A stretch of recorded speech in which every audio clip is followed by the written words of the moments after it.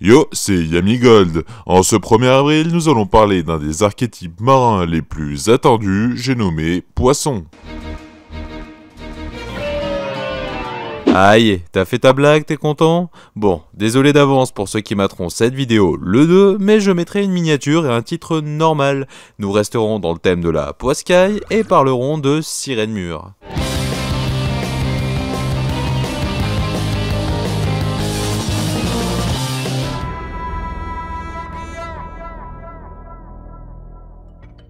À la manière des sirènes, ce sont des monstres d'attributs eau, mi-homme, mi-poisson, enfin plutôt créatures aquatiques. Les niveaux 3 sont principalement de type aqua et d'apparence féminine, ils permettront d'invoquer spécialement d'autres sirènes mûres. Les niveaux 4 sont de type poisson et d'apparence masculine et permettront de renforcer l'amant et les monstres sur le terrain. Puis les niveaux 7 seront majoritairement des serpents de mer avec à l'inverse une tête de poisson et un corps humanoïde. Ils s'invoqueront spécialement depuis la main et auront un effet surprise à leur arrivée.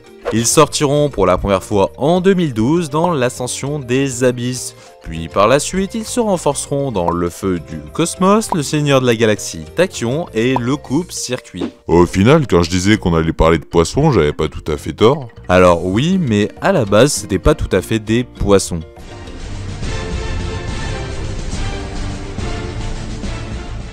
Il y a bien longtemps, Abyss Salacia, la seule ligne de l'archétype qui permet d'ajouter des sirènes armures à la main et d'en invoquer sur le terrain, était la princesse qui régnait sur le peuple de Lemuria. Un jour, elle décida d'épouser Neptabis, le prince de l'Atlantide, et ensemble, ils régnèrent sur ces deux royaumes. Malheureusement, une malédiction frappa. Neptabis fut prisonnier de sa couronne et Lemuria fut engloutie sous les eaux, condamnant son peuple à devenir moitié poisson. Abyss Salacia devint Abystrite en référence à Amphitrite, épouse de Poséidon. Elle obtiendra un corps de dauphin et protégera les sirènes armures. Oui, oublie pas de dire que les versions précédentes faisaient référence à Salacia et Neptune, les mêmes personnages mais dans la mythologie romaine. Exact. Nous aurons aussi Abyss Shield, à moitié anguille, Abyss Lind, mi-carpe koi, et Abyss Gund, en partie poisson clown. Et ça, c'est une référence à Nemo. Alors oui, c'est le même poisson, mais la référence n'est pas là. Les trois permettront d'invoquer des sirènes armures une fois envoyées au cimetière, et elles représentent les trois filles du Rhin, Floshild, Voglind et Welgun, qui protègent l'anneau de Nibelung dans l'opéra de Wagner. D'ailleurs, dans Bourrasque Abyss, c'est la couronne de Neptabis qu'elle protège. Ensuite, nous avons Abyssdin, son nom faisant référence aux ondines, les sirènes de la mythologie nordique.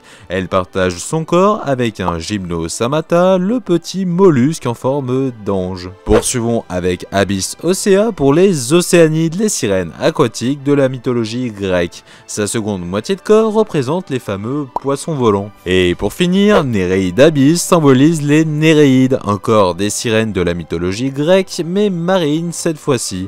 Elle est à moitié selacante et, contrairement aux autres, ne permet pas de faire une invocation spéciale, mais de piocher une carte ainsi qu'augmenter un monstre haut. Bon, et plus sérieusement, ils sont où les bonhommes? J'y viens.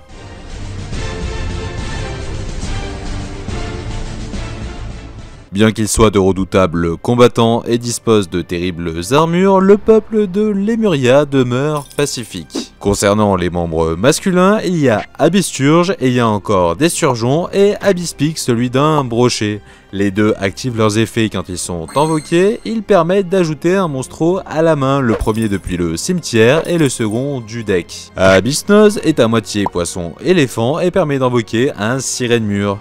Puis Abyss Lungo pour le poisson pulmoné, aussi appelé poisson salamandre, il agit un peu comme un chevalier commandeur. D'ailleurs, en parlant de salamandre, c'est cet animal qui partage le corps d'Abyss Salamander qui lui permet d'augmenter le niveau des sirènes mûres. Au fait, j'y pense, la paix dans la cité Lemuria c'est bien beau, mais que devient Atlantide sans son roi? Eh bien, le jeune Tridon se mit en quête de conquérir tout l'océan. Il rassembla les Atlantes et partit en guerre. Au fur et à mesure que leur territoire s'agrandissait, Tridon se renforça et devant le terrible Poséidra, à qui la mer ne suffisant pas, s'attaqua à l'île du roi du feu. Mais ils se heurtèrent à une barrière, car ce dernier se réincarnait sans cesse. provoquant au fil du combat un cataclysme d'une grandeur exceptionnelle qui fit sortir la cité Lemuria de l'eau.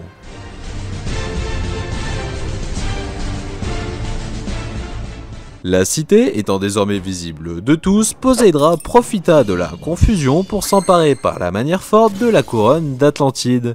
Il l'enfila tel un collier et put user de ses pouvoirs. Il commencera par faire tomber un déluge sur l'île du roi du feu et envoya combattre les plus grands combattants Sirène-Mur dont il avait désormais pris le contrôle. Ils représentent tous des animaux marins disparus. Abysteus pour le Dunkleosteus qui permet d'ajouter à la main un Sirène-Mur du deck. Abyss Mégalo pour le fameux Mégalodon qui va chercher une magie piège Abyss du deck et peut attaquer plusieurs fois. Abyss Lead pour le Lead Sectis qui ajoute une magie piège Abyss du cimetière et peut détruire la main adverse. Et pour finir, Abyss Baleine représente le Balénoptère qui permet de détruire pas mal de cartes adverses. Et du coup l'histoire se termine comme ça? Eh bien, tu t'en doutes, mais non.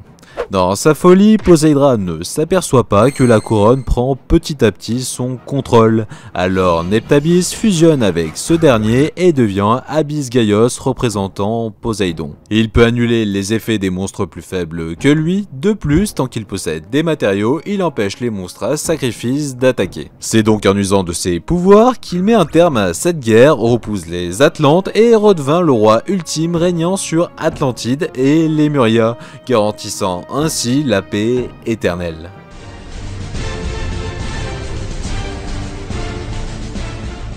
Aidé par les nombreuses cartes magie piège Abyss, ce deck sera souvent joué avec les monstres Atlantides que les faibles Sirène-Mur défausseront afin d'activer leurs effets et nettoyer le terrain, ce qui fera pas mal de place pour les grosses bébêtes de niveau 7 servant de matériel pour des gros monstres X6 tels que Abyss Gaios. Depuis sa sortie, il fera d'excellents résultats jusqu'en 2016.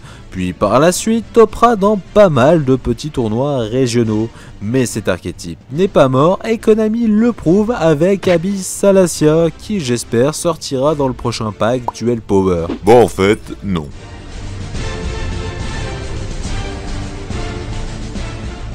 Dans l'épisode 93 de Zexal, c'est Brock Walker qui jouera cet archétype. Enfin jouer, c'est un bien grand mot. Car c'est surtout dans son flashback que nous la verrons utiliser Abyss Street. Et c'est tout.